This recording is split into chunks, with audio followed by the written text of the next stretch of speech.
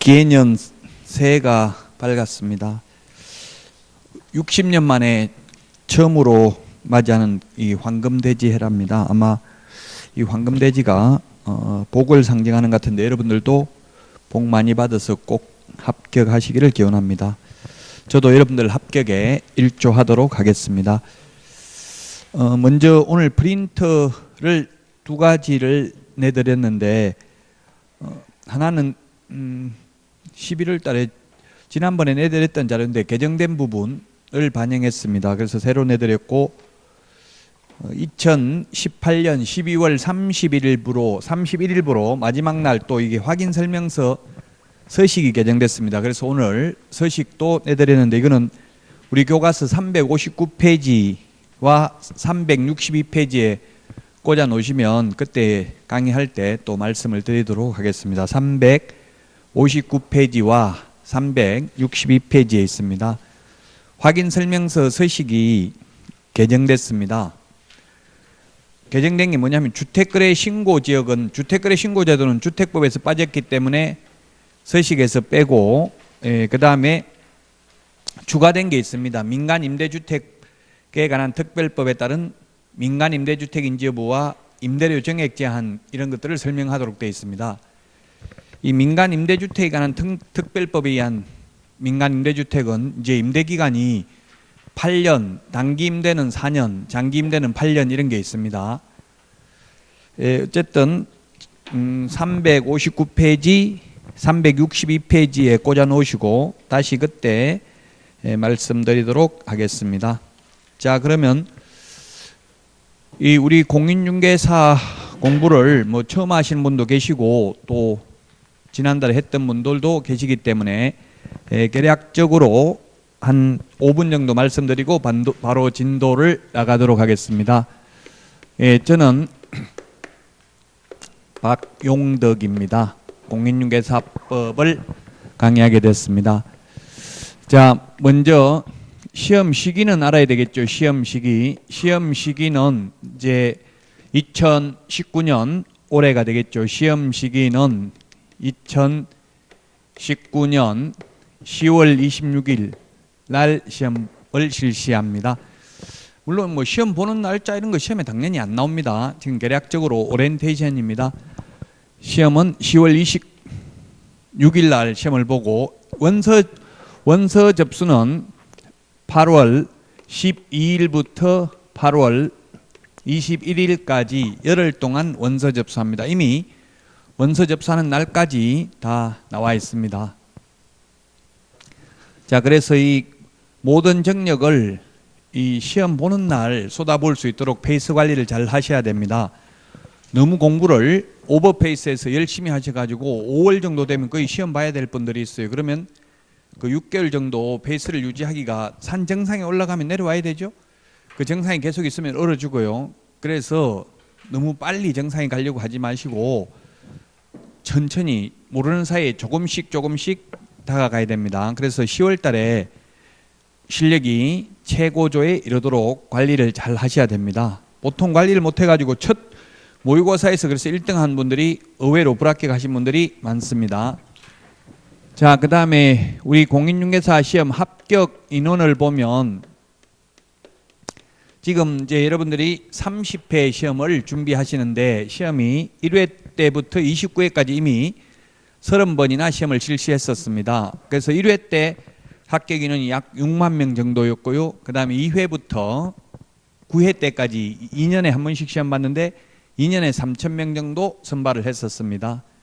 그러다가 1999년 10회 시험부터 약 15,000명 정도 선발을 했었습니다. 그래서 지금까지 평균 뭐 15,000명 이상 해마다 선발을 했습니다. 29회 시험에서 16,800명, 약 17,000명 정도, 그 다음에 28, 27회 때 23,000명 정도 선발을 했었습니다. 그래서 지금은 약 2만 명 정도, 작년에 합격 인원은 17,000명 정도 됩니다. 약 17,000명, 16,800명, 17,000명 정도 합격을 했습니다. 그리고 지금 현재 1차가 면제되고 올해 2차만 보는 분이 22,000명이 있습니다. 22,000명. 그러면 2차만 보는 분 중에서도 통계를 보면 약 절반은 불합격합니다. 작년에도 2차만 봤던 분들이 40%가 불합격했습니다. 그래서 2차 과목도 최소한 한 과목은 어렵게 출제하는 경향이 있습니다. 자, 그 다음에 응시 자격입니다. 응시 자격은 나이, 국적, 학력 이런 제한은 전혀 없습니다. 다만 지금도 응시 못하는 것은 딱 두 가지밖에 없다. 자격 취소되고 3년 미경과자, 그 다음에 부정행위하고 5년 미경과자 두 개밖에 없습니다. 부정행위하면 무효 처분을 하고 그 무효 처분이 있은 날로부터 5년간 시험 볼 수 없습니다. 이거 빼고 나머지는 모두 시험 볼 수가 있습니다. 자, 그러면 시험 공부는 옛날에는 거의 6개월 정도 하면 되는 걸로 알려져 있었지만 지금은 거의 한 1년 가까이 공부를 해야만 합격할 수 있는 시험으로 알려져 있습니다. 최소한 10개월. 그래서 지금부터 하시면 페이스 관리를 잘 하시면 충분히 합격할 수 있을 것입니다. 자, 그러면 진도 바로 들어가도록 하겠습니다. 우리 공인중개사법은 법령이 있고 그 다음에 실무가 있는데 법령 부분이 약 70% 출제되는 것으로 되어 있습니다. 근데 법령이 공인중개사법이 있고 부동산 거래 신고 등에 관한 법률이 있는데 이 두 개를 합해서 약 70%, 28문제 정도 출제되고 실무에서 12문제 정도 출제되는 것으로 되어 있습니다만은 최근에는 거의 법령에서 많이 출제됐습니다. 실무 비중이 실무에서 한 5문제 정도만 출제가 되었습니다. 법령에서 많이 출제되면 그만큼 문제는 쉽다고 봐야 됩니다. 실무는 어렵죠. 실무는 법조문에 없는 게 나올 수도 있습니다. 그래서 물론 올해부터 실무에 추가되는 게 전자계약 시스템, 전자계약서 작성에 관해서 올해 작년에 없다가 신설된 내용이 있습니다. 자, 그러면 2페이지를 보겠습니다.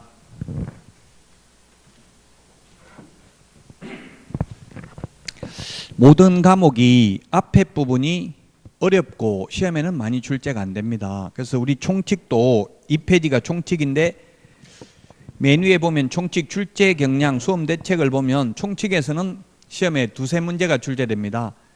근데 두 문제 반드시 나오는 게 뭐냐 하면 용어 정의와 중개대상물에서 각각 한 문제씩 반드시 출제됩니다. 그 외에 나머지 목적에서 한 문제 나올 수 있고요. 그렇다면 2페이지에 있는 이 공인중개사법의 제정과 연역이라는 건 역사죠. 역사. 시험에 거의 안 나온다는 이야기입니다. 이때까지 30번 시험을 봐가지고 딱 한 번 시험에 출제됐습니다. 제가 29회인데 30번 본 이유는 15회 때 어려워가지고 추가 시험을 한 번 실시했죠.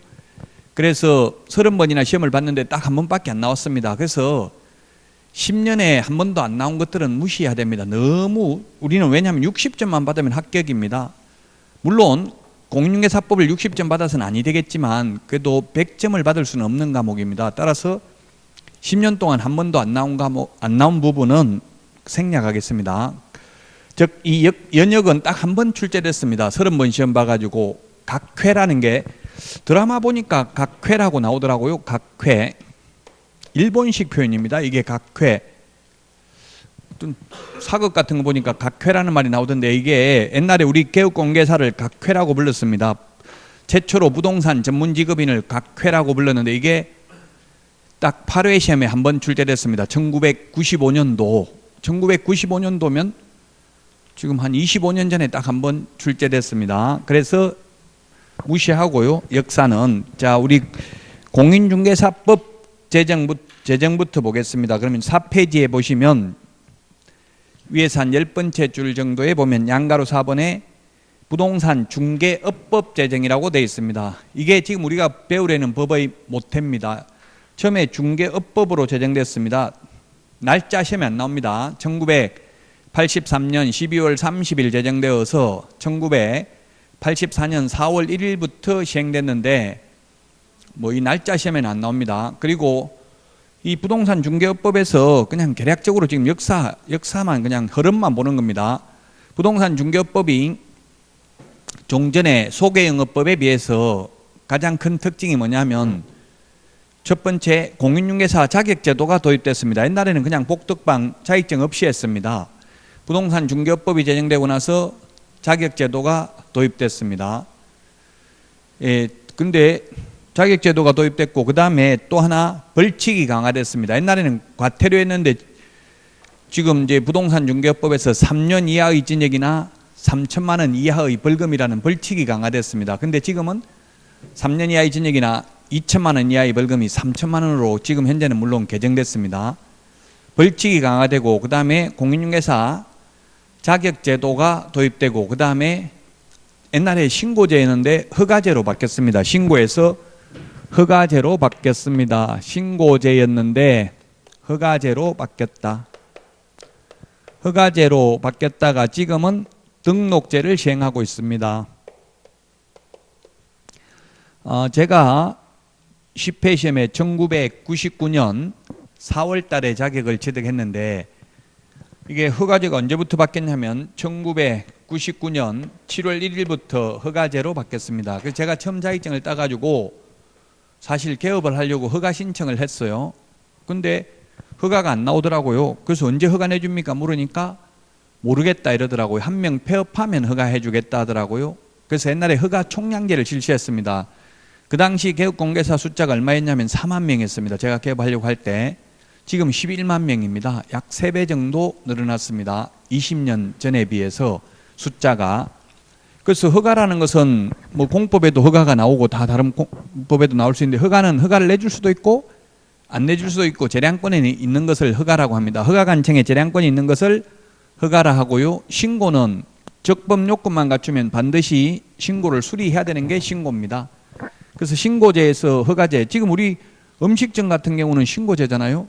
그래서 신고제이기 때문에 누구든지 음식점 폐업하고 개업하는 거 자유죠. 근데 뭐 지금 뭐 사립 유치원 같은 거, 유치원 이런 거는 약간 공익성이 있기 때문에 학원도 마찬가지고 학원도 등록제입니다. 신고제는 아니라는 이야기입니다. 자, 그래서 허가제였는데 이때 허가제를 도입했다. 그 세 가지가 큰, 옛날하고 달라진 게 부동산 중개업법에서 허가제로 바뀌었고 벌칙이 강화되었고 그 다음에 공인중개사 자격제도가 도입됐다. 그러다가 허가제를 시행하다가 1999년 7월 1일부터 등록제로 바뀌었네요. 그전에는 허가제였고요. 예, 그래서 지금 등록제는 지금이 중요하죠. 항상 우리 역사를 배울 때도 고조선이 중요한 게 아니라 근현대사가 중요합니다. 마찬가지로 지금 현재가 중요한데 현재 등록제를 시행하고 있습니다. 그래서 등록제는 허가제와 다른 점은 무조건 등록해 줘야 됩니다. 등록 요건 맞으면. 근데 신고제와 또 허가제가 다른 점은 신고는 그냥 아무 요건이 없는데 그냥 중개사무소만 갖추면 되는데 등록제는 반드시 자격을 취득해야 됩니다. 전문 자격. 그래서 등록 요건이 신고 요건보다는 까다롭습니다. 지금 현재 등록제를 시행하고 있다. 과거에 허가제였다가 따라서 지금 여러분들이 자격증을 취득하면 전국 어디에 가서든지 자유롭게 개업할 수 있습니다. 등록의 결격 사유에만 해당되지 아니하면. 자, 이게 큰 흐름이었고요. 그래서 양가로 4번 부동산 중개법이 제정됐다가 양가로 5번에 보면 2006년 1월 30일부터 공인중개사의 업무 및 부동산거래 신고에 관한 법률로 법 이름이 바뀌었습니다. 법 이름을 뭐라고 부르냐면 제명이라고 합니다. 제명이 변경됐습니다. 그 바꾼 이유는 중개업자, 사채업자, 청부사례업자, 업자라는 말 부정적 어감이 있죠. 일본식 표현입니다. 그래서 이제 개업공개사의 공신력을 높여주기 위해서 공인중개사라는 말을 공식적으로 정부에서 인정해 준다는 뜻이죠. 공인중개사라는 말이 들어갔고요. 법 이름에. 근데 2006년 1월 1일부터 부동산거래 신고제도가 노무현 정부 때 시행됐었습니다.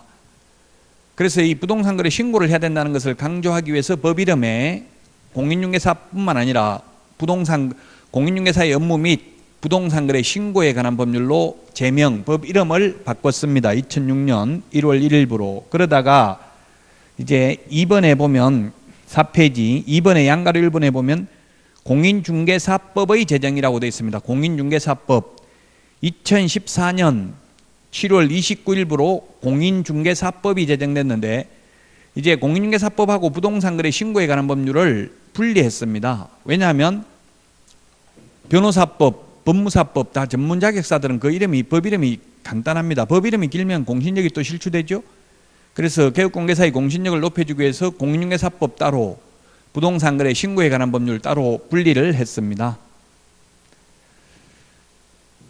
자, 그러다가 이제 물론 또 부동산거래 신고에 관한 법률은 부동산거래 신고 등에 관한 법률로 바뀌었는데 그건 뒤에 또 나오니까 말씀을 드리도록 하고요. 이게 지금 이제 우리 공인중개사법이 제정된 배경입니다. 처음에 옛날에는 소개영업법이었습니다. 그러다가 1960년대는 소개영업법이었는데 우리 1970년대 새마을운동을 하고 경제개발 5개년 계획을 발표하면서 경제가 급성장하면서 그때 부동산 가지고 돈 번 분들이 많죠. 그래서 이제 그런 투기를 억제하기 위해서 이 공인중개사 제도를 도입했었습니다. 1980년대에 83년도 너무 좀 늦은 감이 있죠. 그래서 부동산 중개업법에서 그 다음에 공인중개사의 업무 및 부동산거래 신고에 관한 법률에서 지금은 공인중개사법이라고 부르고 있다. 우리 법이 탄생하게 된 배경을 말씀드렸고요. 시험에는 거의 안 나온다고 이런 부분이. 자, 그러면 5페이지 이제 법 1조. 우리 법이 51개 조문이 있는데요. 1조 목적입니다. 아마 뭐 공법도 예를 들면 국토의 계획 및 이용에 관한 법률 보면 다 목적이 있을 겁니다. 목적이 자, 첫 번째 목적은 시험에 9번 출제됐습니다. 9번이면 중요해요, 안 중요해요? 안 중요합니다. 왜냐하면 30번 시험 봐가지고 9번 봤다는 거는 3년, 4년에 한 번 나온다고 해마다 나오는 문제는 아니라는 이야기입니다. 자, 해마다 출제되지는 않고요. 그 해마다 출제되는 거는 이 총칙에서 용어 정의와 중개 대상물이라고 했습니다. 목적이 있는데 첫 번째 공인중개사의 업무 등에 관한 사항을 정하여 공인중개사의 업무 등에 관한 사항을 정하여 그 전문성을 제고하고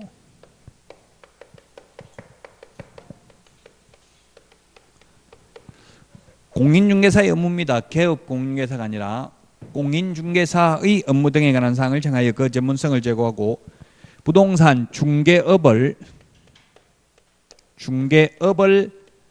건전하게 육성하는 게 목적입니다. 중개 시험에 많이 나왔던 게 중개업을 육성하는데 중개 업무를 육성한다, 중개업자를 육성한다 이런 거 X로 출제됐습니다. 중개업을 육성하여 국민경제 이바지함을 목적으로 합니다. 국민경제 이바지. 국민경제 이바지 이게 개정되기 전에는 국민재산권 보호였습니다. 그래서 공법의 목적이 거의 다 공공복리가 들어가 있죠. 그래서 개인을 위해서 있는 게 아니라 공법은 일반 국민들을 위해서 있는 겁니다. 그래서 우리 공인중개사법은 개업공개사를 보호하기 위한 게 아니라 국민들을 보호하기 위한 겁니다. 국민경제 이바지 딱 이거는 암기할 사항입니다. 그래서 시험에는 그렇게 많이 출제되지는 않습니다. 우리 그 프린트 오늘 내드린 프린트 핵심 비교정리 프린트 1번에도 목적을 적어 놓기는 했습니다. 시험 보기 전에는 뭐 몇 번 읽어보시면 되겠죠. 자, 목적까지 했고요. 그래서 6페이지에 보면 시험에 이런 식으로 우리 교과서에 있는 문제는 전부 기출문제입니다. 그래서 이제 기출문제 요거 풀어보시고 다음 주부터는 OX 문제를 1, 2월은 OX 문제를 내드리겠습니다. 11월, 12월도 OX 문제 내드렸는데 1, 2월 한 번 더 OX 문제를 내드리고 이제 3, 4월부터는 오지선다형 문제를 매주 내드리겠습니다. 5, 6월도 오지선다형 단원별로 내드립니다. 자, 그래서 처음 공부하시는 분들이 있을 수 있는데 1, 2월부터 3, 4월 계속 두 달마다 한 번씩 합니다. 3, 4월, 5, 6월까지 이론 강의를 합니다. 이론 강의를 하고요. 그래서 이론을 지금 뭐 11월 달부터 들은 분들은 4바퀴 돌게 되겠죠. 그럼 공부 안 해도 2차 과목은 거의 감이 잡힙니다. 한 4번 들으면. 그 다음에 7, 8은 이제 단원별 문제풀이 합니다. 문제를 풀고요. 그 다음에 9, 10월은 9월은 이제 모의고사 보고요. 그 다음에 10월 달은 이제 하루 만에 이론 전부 다 정리하고 이런 식으로, 그 다음에 백선 문제도 하루 만에 정리하고 10월 달은 이런 식으로 강의를 진행합니다. 그러니까 너무 오버페이스 하지 마시라고요. 지금 10월 달에 시험 봐야 되는데 5월 달에 시험 볼 것처럼 목숨 걸고 했다가 빨리 포기해요. 지쳐가지고. 그러면 5월 달에 모의고사를 한번 이제 보게 되면 점수가 안 나오거든요. 내가 이렇게 열심히 했는데 점수 안 나오나 보다 하고 포기할 수 있으니까 천천히 가야 됩니다. 천천히 가야 멀리 갑니다. 멀리 가려면 같이 가야 되고 빨리 가려면 혼자 가야 됩니다. 빨리 가면 지쳐 쓰러집니다. 자, 그래서 목적 6페이지에 있는데 이런 식으로 시험에 출제되는데 뭐라고 되어 있냐면 문제에 보면 목적의 명문으로 규정된, 명문이라는 말이 뭡니까? 명문이라는 말이 딱 직접적으로 이런 명자 글자로 딱 적혀져 있는 목적이 아닌 것은, 왜냐하면 답이 지금 2번인데 부동산 중개물을 적절히 규율한다 또는 뭐 국민재산권을 보호한다 이런 말은 다 좋은 말이죠. 간접적인 목적은 될 수 있어요. 직접 명문 규정이 없는 그냥 해석상 목적은 될 수 있죠. 해석상 목적은 될 수 있을지언정 명문으로 규정된 목적은 아니다 이 말이, 직접 규정된 목적은. 그래서 답이 2번인데요. 좀 어렵습니다. 이 부분은 목적은. 그래서 여러분들이 1, 2월은 너무 집착하지 마시고 전체적인 내용을 파악해야 됩니다. 앞에 어려운 부분 계속 보고 있을 필요는 없어요. 전부 오류를 범하는 게 앞에만 열심히 하다가 몇 페이지 못 나가보고 그냥 포기하고 이런 분들이 많아요. 특히 인터넷으로 하는 분들 같은 경우는. 자, 목적 한 번 더 읽어보고 넘어가겠습니다. 공인중개사의 업무 등에 관한 사항을 정하여 그 전문성을 제고하고 부동산 중개업을 건전하게 육성하여 국민경제 이바지함을 목적으로 합니다. 자, 그 다음에 6페이지. 시험에는 법적 성질 거의 나오지는 않습니다. 참고사항입니다. 공부를 하는 사전 배경 지식입니다. 중간법, 부동산 중개에 관한 일반법, 7페이지, 특별법, 국내법 이렇게 적어놨는데요. 자, 중간법이라 중간에 있다고 중간법이라고 합니다. 개인 간의 관계를 규율하는 법을 우리는 사법이라고 합니다. 사법. 사생활을 규율하는 법이 사법입니다. 이 사법의 가장 대표적인 게 민법입니다. 그래서 여러분들은 민법만 되어 있다면 거의 절반은 공부한 겁니다. 6과목 중에서 민법 공부 분량이 약 50% 정도 된다고 합니다. 그래서 민법은 하면 할수록 어렵고요. 2차 과목은 하면 할수록 쉬워집니다. 1차 과목은 오히려 민법은 하면 할수록 어려워져요. 사생활은 파면 팔수록 복잡하잖아요. 자, 근데 이 개인 간의 관계를 규율하는 법을 사법이라 하는데, 개인과 국가 등 또는 지자체, 국가와 국가, 지자체와 지자체, 국가와 개인 간의 관계를 규율하는 법을 공법이라고 합니다. 공적인 관계를 규율하는 법입니다. 한마디로 규제법이죠.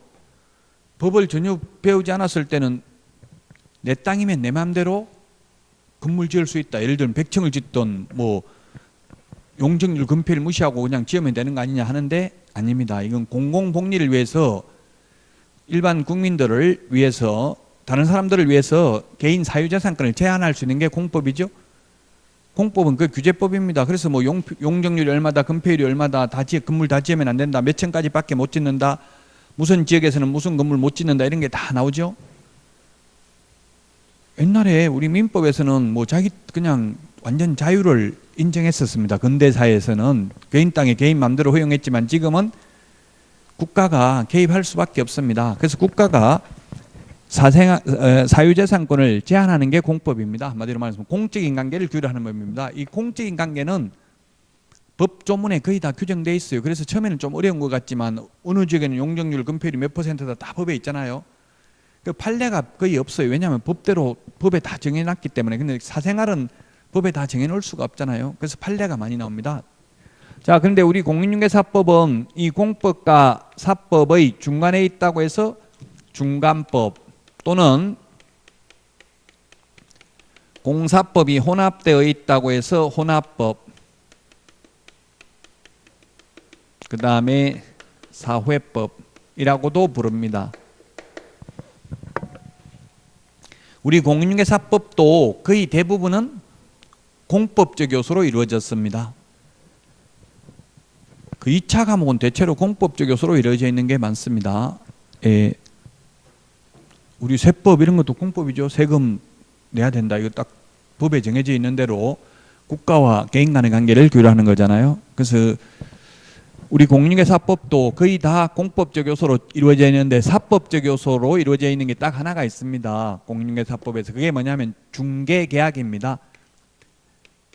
파는 사람을 매도인, 사는 사람을 매수인, 그 다음에 개업 공인중개사, 줄여서 개공이라 하겠습니다. 매도인이 우리 집 좀 팔아주세요. 개업공개사가 예, 팔아드리겠습니다. 매수인이 우리 집 좀 사주세요. 사드리겠습니다. 이렇게 맺는 계약을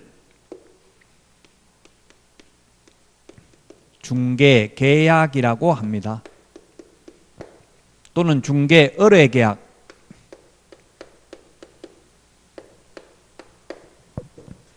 중개의뢰계약이라고 합니다. 그 다음에 거래 당사자, 매도인, 매수인 간에 맺는 계약을 거래계약이라고 합니다. 이 계약은 민법에서 민법이잖아요. 청약과 승낙의 의사표시 합치에 의해서 이루어지는 게 계약입니다.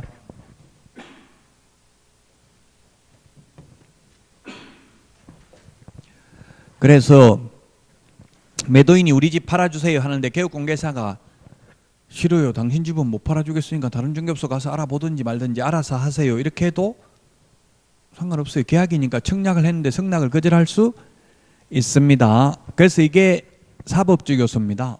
이거 빼고는 다 공법적 요소입니다. 예를 들어서 사무소 옮기면 뭐 내 마음대로 내 사무소 옮기는데 네가 왜 이렇게 할 수 없어요. 무조건 신고해야 됩니다. 신고 안 하면 과태료 받습니다. 그 다 공법적 요소입니다. 사무소 옮기는 것도 폐업도 마음대로 못합니다. 신고 안 하고 폐업하면 처벌받습니다. 과태료 받습니다. 뭐 그런 것도 나오잖아요. 뭐 유치원도 폐업하려면 뭐 허가받아야 되는가 뭘 해야 된다고 하잖아요. 학부모 동의받아야 되는 거 이런 거. 왜냐하면 이 공법적 요소가 있기 때문에 그렇습니다. 공익이 있기 때문에.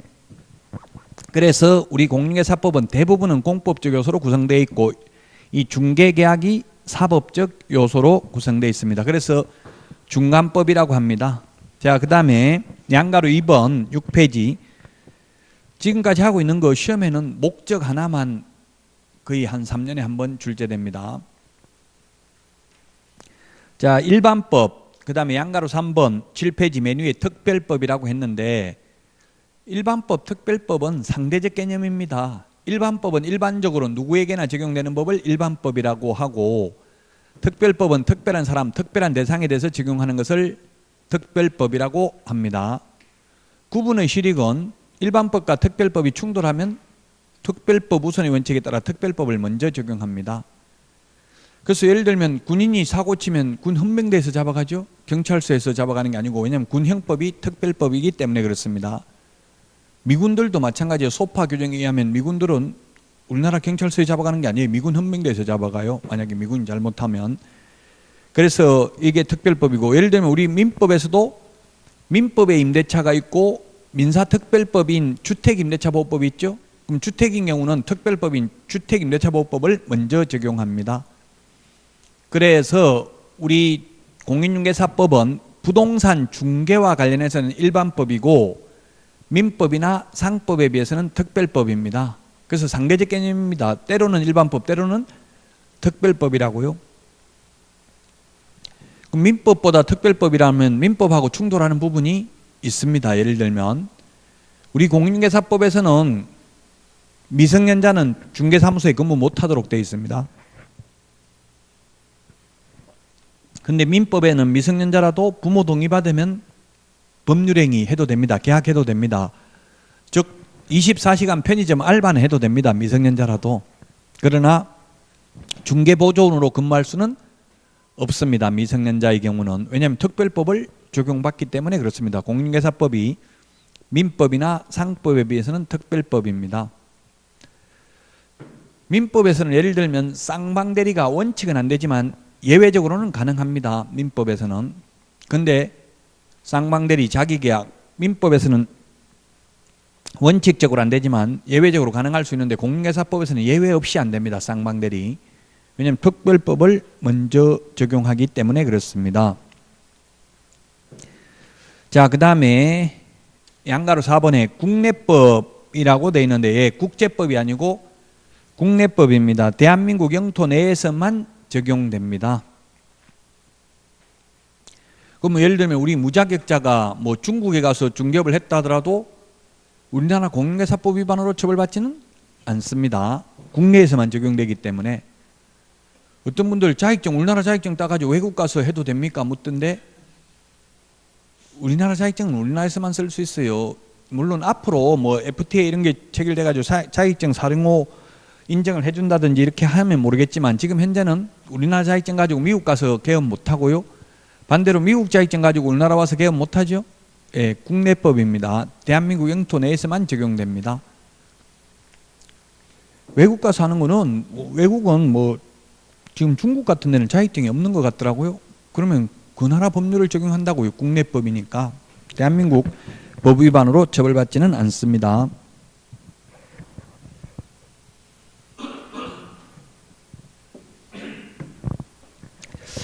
자, 그 다음에 법령의 구성을 보면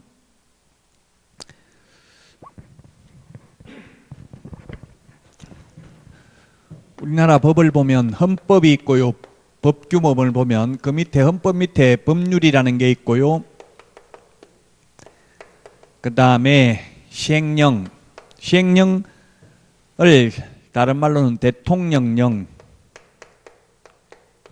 대통령 명령입니다. 이걸 시행령이라고도 하고요. 이런 거는 시험에는 안 나오지만 사전 공부하는데 앞으로 뭐 시행령 보세요 하면 그게 뭔지 개념은 어느 정도 알고 있어요. 공부하기가 편하니까. 그 다음에 국토교통부령, 국토교통부령 또는 시행규칙이라고 합니다. 그 다음에 조례라는 것도 언제 듣게 될 겁니다. 그럼 이게 법규범 순서입니다. 따라서 상위규범에 위반된, 헌법에 위반된 법률은 무효입니다. 법률에 위반된 시행령, 시행규칙 무효입니다. 이 두 개를 시행령, 시행규칙을 법규명령이라고 부르고요. 시험에는 나오지 않으니까 그냥 가볍게 들으면 돼요. 법규명령. 이 법규명령하고 법률을 합해서 법령이라고 합니다. 법령. 그래서 우리 공시법령 이런 말을 하죠. 법령이라고 하면 시행령, 시행규칙까지도 다 시험 범위에 들어간다는 이야기입니다. 조례를 자치법규라고 합니다. 자치법규. 그래서 지자체 의회에서 만드는 것을 조례라고 합니다. 지방의회 의원들이 만드는 것을 조례라고 하죠. 그래서 조례 내용은 우리 시험에 출제되지 않습니다. 예를 들면 왜냐하면 서울시 조례와 대전광역시 조례가 다를 수 있죠. 그 시도 조례, 시군구 조례를 다 시험에 낼 수는 없잖아요. 지역별로 다 다를 수도 있기 때문에. 다만 조례의 구체적 내용은 시험에 안 나오지만 예를 들면 주택에 대한 중개보수는 국토교통부령이 정하는 범위 내에서 시도 조례를 정한다. 여기까지 시군구 조례가 아니라 시도 조례를 정한다. 여기까지는 나올 수 있겠죠. 그러나 조례의 구체적 내용은 시험에 나오지는 않습니다. 우리 공인중개사법은 법률이 51개 조문, 시행령이 38개 조문, 시행규칙이 29개 조문입니다. 다 합해봐야 118개 조문밖에 안 됩니다. 여기에서 만약에 시험을 40문제 낸다고 생각해 보세요. 40문제면 오지선다용으로 내면 지문이 200개 지문이 시험에 나오잖아요. 그래서 우리 법령이 다 합해봐야 118개 조문밖에 안 되니까 법 조문 하나하나가 다 시험 지문이라고 보시면 되겠죠. 거의 우리 공인중개사법은 법 조문 하나하나를 다 알아야 됩니다. 그래서 여러분들이 그 플레이스토어에 들어가서 어플을 다운받으세요. 법제처라고 치면 법제처 국가법령정보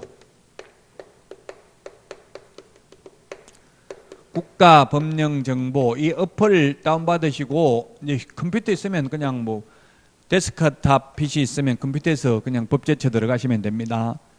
그 제가 지금 2018년 12월 31일 날 바뀐 것도 오늘 프린트를 내드렸잖아요. 금방 알고. 어떻게 제가 알겠어요? 지금 메일링 서비스를 신청해 놓으면 메일로 옵니다. 바뀐 게, 법 바뀐 게 언제 바뀐지. 그러니까 저도 메일은 거의 열어보니까 메일.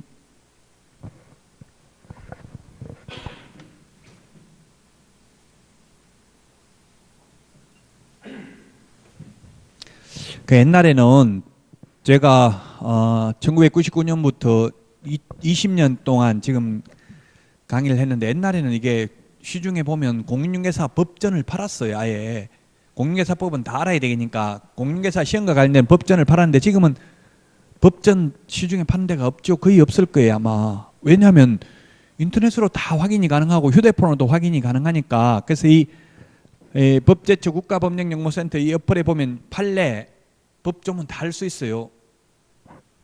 그 직접 조회를 자꾸 해보시면 기억에 오래 남습니다. 그 법률은 포괄적인 내용을 규정하고 있습니다.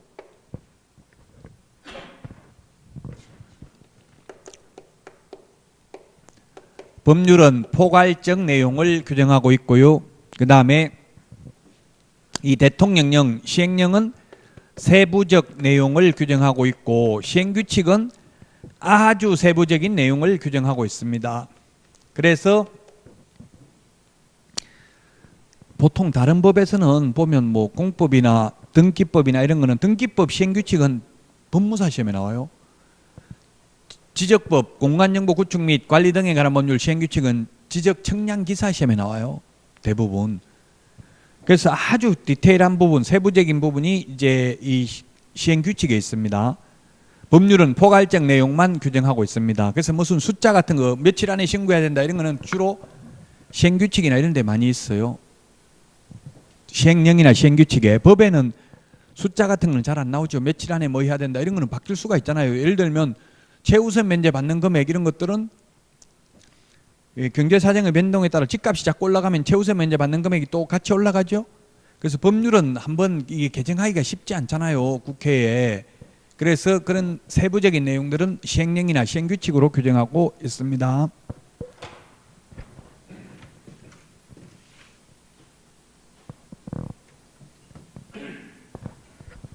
자, 그래서 7페이지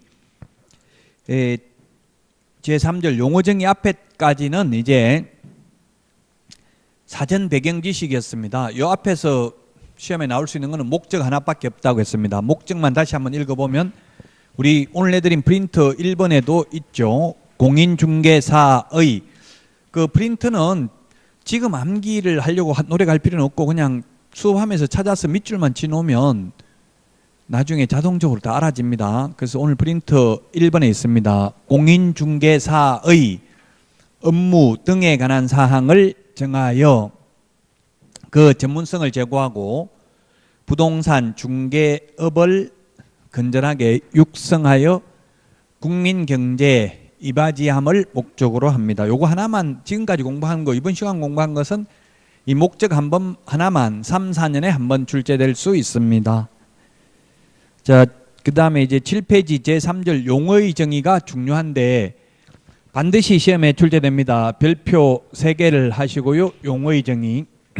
용어의 정의 구체적인 내용은 쉬었다가 하는데 용어의 정의가 뭐냐 이것만 먼저 보면요. 영어로는 이거 definition, limited, 범위를 한정시켜 준다는 뜻입니다. 이 법에서만 쓰는 용어입니다. 국어 사전적 의미가 아닙니다. 아마 공법에도 다 용어 정의가 있죠. 세법에도 용어 정의가 있고요. 용어 정의가 그래서 중요합니다. 2차 과목은 용어 정의가 시험에 거의 출제가 됩니다. 뭐 예를 들면 공법에서도 기반 시설이 뭐다, 건축물이 뭐다, 뭐 이런 거 도로가 뭐다 이런 게 다 나와 있죠. 예를 들면 건축법의 도로는 도로교통법상 도로, 건축법상 도로, 도로법상 도로가 다 다를 수 있단 말이에요. 법마다. 예를 들면 도로교통법상 도로는 판례에 의하면 아파트 단지 내에 그 차단기가 설치되어 있는 아파트 단지 내의 도로는 도로교통법상 도로는 아닌 것으로 해석하고 있어요. 그래서 만약에 예를 들어서 아파트 단지 내에 차단기가 있는 아파트 단지 내에서 음주운전을 해도 도로교통법 위반은 아니라는 이야기입니다. 도로교통법에는 뭐라고 되어 있냐면 도로에서 음주운전을 한 자는 이렇게 되어 있단 말이에요. 도로가 아닌 곳에서 음주운전해도 도로교통법 위반이 아니죠. 그래서 용어정의가 중요하다고요. 그럼 또 예를 들면 건축법에서 도로는 뭐라고 되어 있냐면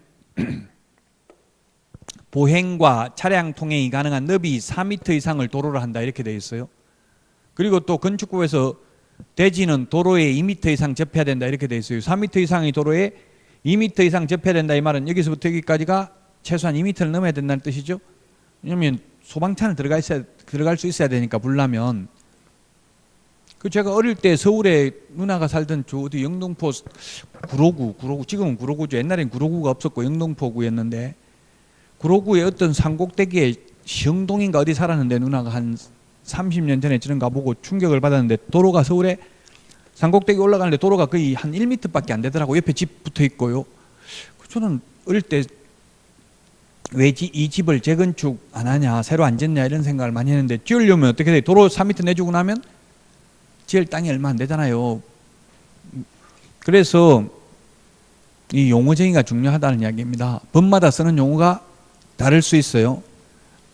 중개도 이제 우리 용어 정의가 6개가 있는데 우리 중개도 마찬가지입니다. 이 공유회사법에서 쓰는 중개하고 일반 국어사전에 있는 중개하고 내용이 다릅니다. 어쨌든 용어 정의란 이 법에서만 쓰고 있는 용어이다.